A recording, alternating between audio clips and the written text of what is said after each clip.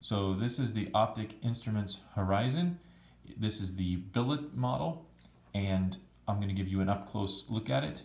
This is one of the most unique watches that I think you'll come across or that you could get a hold of. It's completely different than anything else out there on the market. It is beautifully done. It is a quality attempt at a very unique idea and timepiece, and Optik Instruments did their best at this. So let's take an up-close look at this watch and discuss some of its characteristics.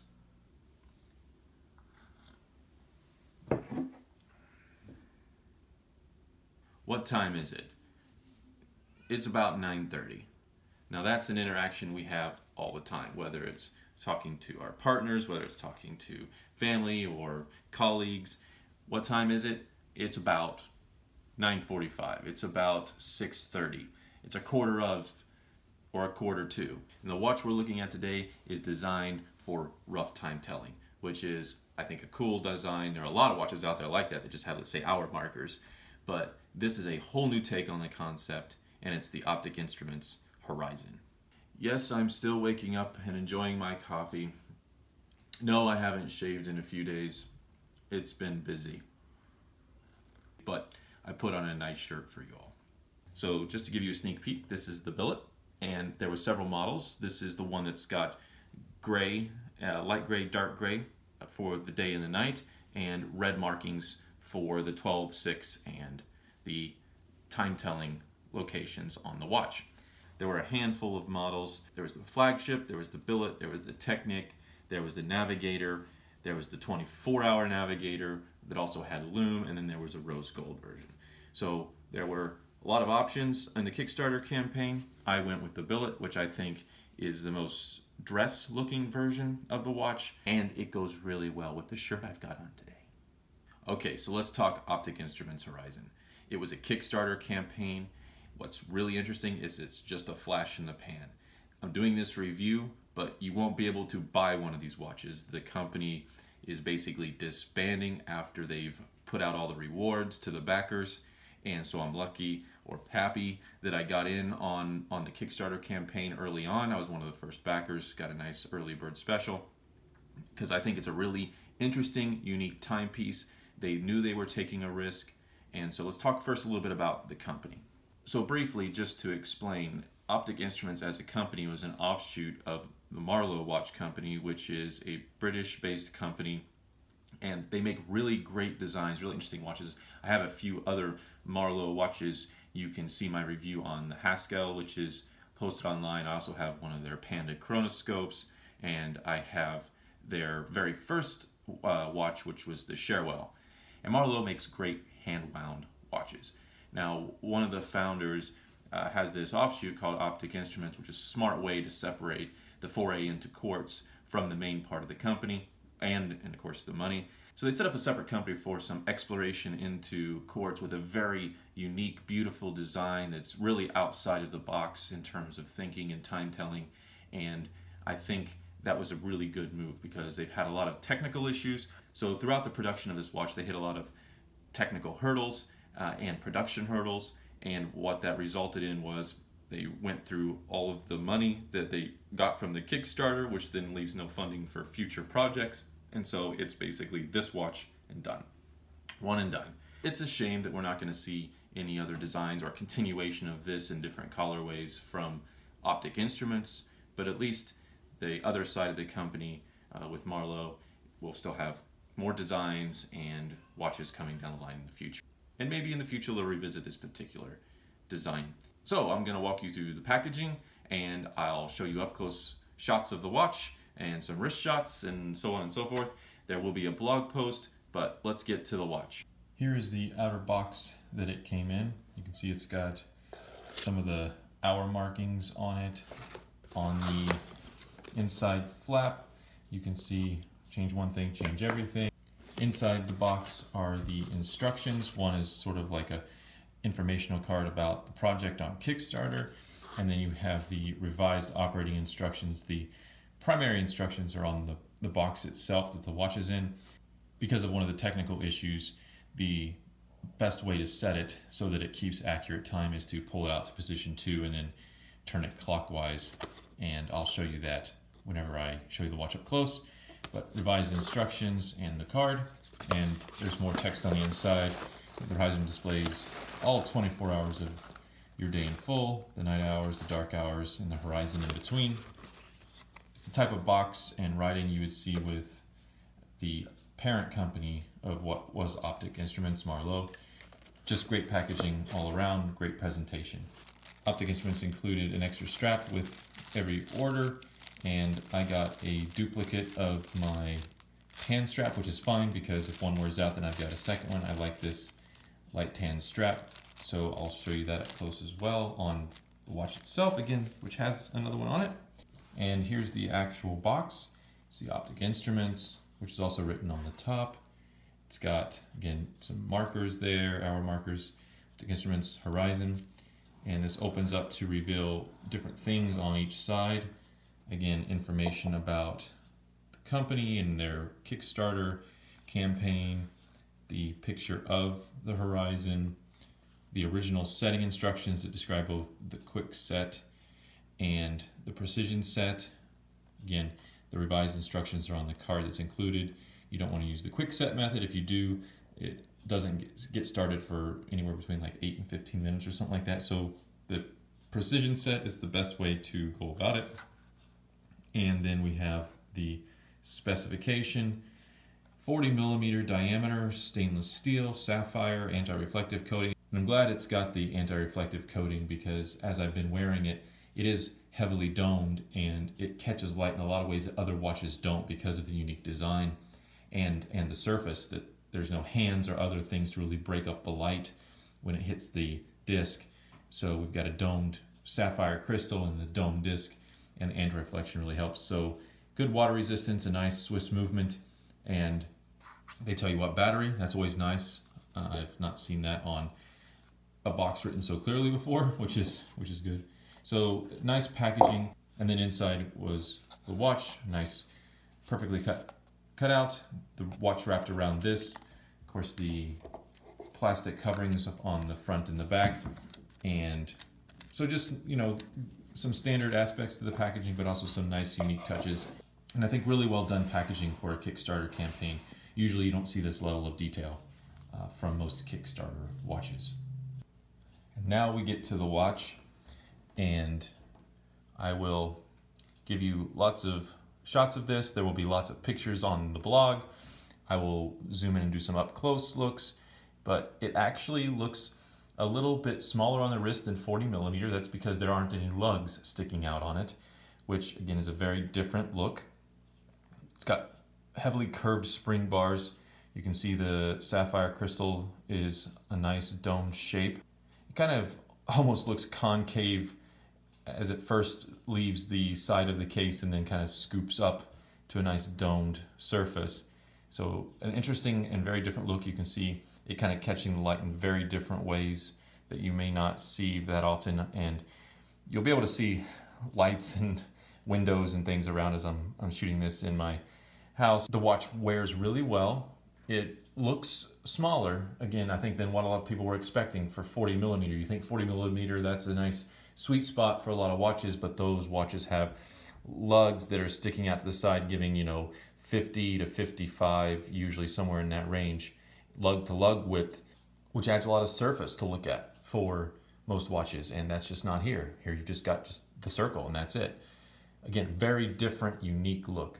So instantly whenever I saw the campaign, I wanted this watch for lots of reasons, and they really thought outside the box. And one thing I have to say is, even though this particular Kickstarter has not succeeded in the company remaining operational, they really took a shot here and thought outside the box, and there is nothing else like this on the market. And I'm really happy I have one of these, because I think they'll become a really nice collector's item. I think people will be looking for them, trying to get a hold of one. I have, I think, number 53, and this is the billet. In terms of the models, they had several different models. They had the flagship and a navigator with lume on it. They had the Technic, and you can look at their website and other places online and see the different models, but this is the billet, which had the collar combination that I like the most. It's got a light gray and dark gray, and then the markers are red at 6 and 12 and for telling the time. Telling the time on this watch is different than what you might be used to. Usually our eye is drawn to 12 and then everything else is sort of relative to that. But since this whole disc rotates around and you have a marker at 12 and a marker at 6, but you tell the primary time by looking at the marker at 6. So right now it's a little after 4 in the afternoon. So we're approaching the evening hours. So the disc is turning clockwise and you read the time right here. You could set it, I suppose, so you read at 12, it'd be upside down, but that might depend on how you wear it on your wrist, which is nice. When I had backed this on the Kickstarter campaign, I hadn't paid too much attention to the material of this outer circle, but it appears to be a nice brushed steel also, which is really well done. The pad printing is done really well. The line is quite defined between evening and morning hours, between night and day. This text is really well done. Everything's really sharp, and that's really wonderful. This crown is just a smooth circle as well. It's got a nice notch there so you can get your finger in there and pull the crown out easily without really pulling on it too hard. Quick release straps. So let's look at some of the characteristics of the watch up close. And I'm going to start with the buckle.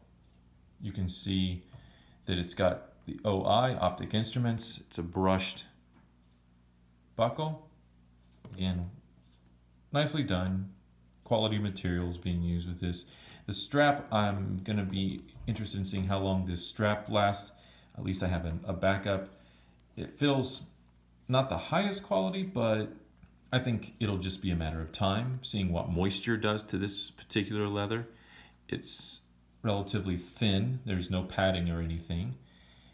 The spring bars, as you can see, are heavily curved. As long as you have a strap with curved spring bars, or you find a strap that you like and you work it in a little bit and put the spring bars into that particular strap, then most 20mm straps will work for this watch, it looks like. I'll have to perform my own battery replacements and maintenance on this watch if something happens with it, since the company will no longer be around or supporting these watches. Other details on the back: the light hours, the dark hours, the horizon between day and night, and then you've got the big text, Horizon, Optik Instruments, designed in Britain, made in Switzerland. And again, this has 100 atmospheres in terms of water resistance, so a fairly good water resistance. It is quartz. It's got the Swiss Ronda 515-24, which is a common GMT movement. Of course, they've repurposed it to hold this disc and just rotate it, no hands. The case on this model, the billet, is brushed. Another of the models, I think the flagship, was polished. There was a rose gold PVD, there was a black PVD, I think that was a Navigator. There was a sandblasted version, I think that was the Technic. And so every different model has a different style of case in terms of the metal. This is the billet and it's brushed. So the crown's brushed, the case is brushed, the back is brushed, everything is brushed, including the ring around the disc. Now the disc is really well done. The tolerances are quite tight on this design, and in their description they said, you know, it may not be exactly perfect down the horizon, down the middle, but it looks pretty good to me. Under magnification, it looks pretty good. You have to get under a pretty hefty loop for you to start to see sort of the blur between the two lines, day and night. And again, they put anti-reflective coating on this, so that helps. I can't even imagine what this would be like without anti-reflective coating. So you can see sort of up close there, the quality of the pad printing is quite good. Nice crisp numerals and markers, and Swiss-made text, Optik Instruments. The colors are vibrant. The red really sticks out. The grays are well done. Subtle texture on the disc. Let me turn this around so you can see the darker gray. trying to keep this in a light where you can see it with as little reflection as possible. Again, markers are well done on this side. To the naked eye, you really can't see any blurring between the day and the night, the line down the middle. The main colors on the disc, the two grays on this model, are pad printed also, and they've done really well with printing that full surface and with a line down the middle maintaining a nice distinct separation between the two. That's not an easy task, and I know because I've had some experience with pad printing.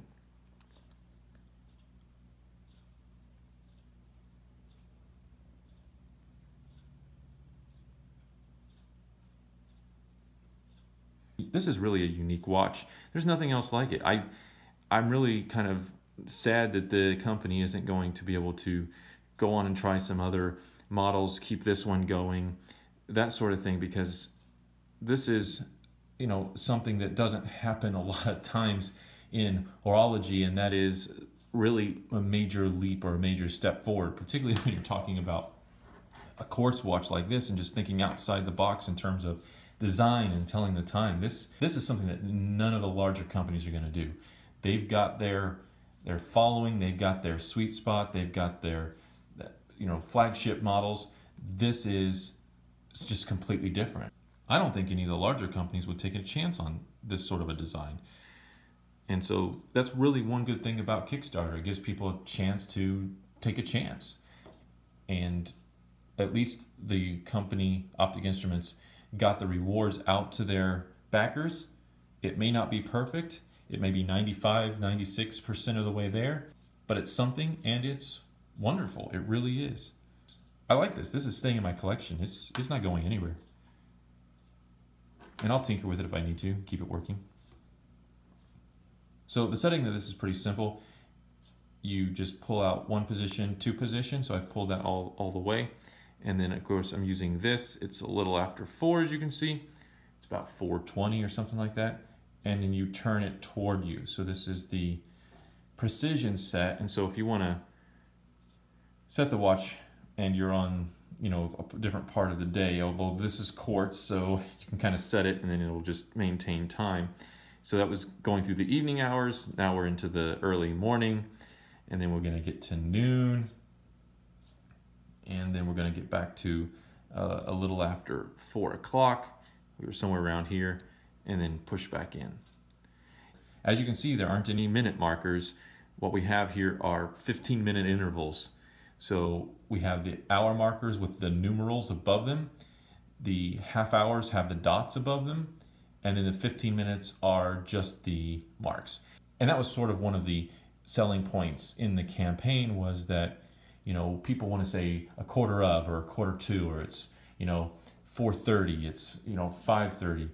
People don't care about maybe the specific minute typically, unless you're, you know, doing some sort of precision timing and you really care about that. But we roughly estimate time on a regular basis, and that's what this watch incorporates, is that we will say quarter of, a quarter to, the half hour marks, the hour that we're closest to. And that's really all you care about most of the time is, well, we're pretty close to this particular interval, whether those are 15, 30, or hour intervals.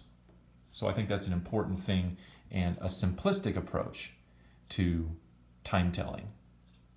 Here I just want to give a couple more up-close shots on the wrist.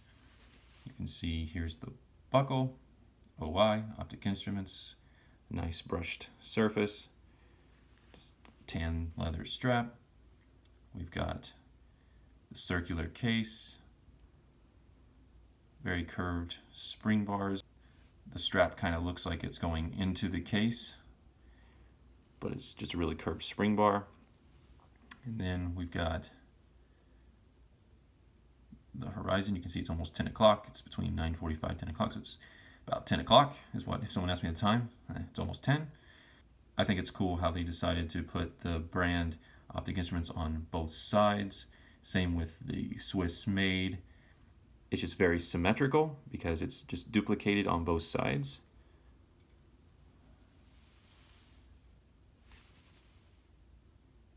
So that's a little bit what it looks like on the wrist.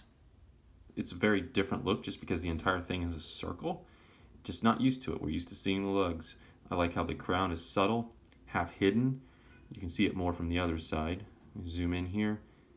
Again, just nice symmetry. You have the logo on both sides. You have Swiss made on both sides. Exact same marker. Just one's light gray, one's dark gray in terms of the disc. You can see there's some space between the disc and the edge so that it has room to rotate without getting hung up or caught up. So it can rotate. It's keeping good time. I've had it again for a couple days and it's done well so far. Let me turn it around.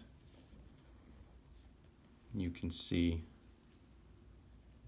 quick release bars on the strap and all the information. Here I'll give you a view from this side. See the domed crystal. So what are the negative issues with this watch? The biggest is that the company won't be around for, service or requests or more watches. That's the big one. And, the time setting actually isn't that big of an issue, I don't think. Well, like I said at the beginning of this video, it's a shame that Optik Instruments as a company isn't going to be producing any more of these watches. And it also would have been really interesting to see what else they had in the pipeline in terms of their other designs. And it just is what it is.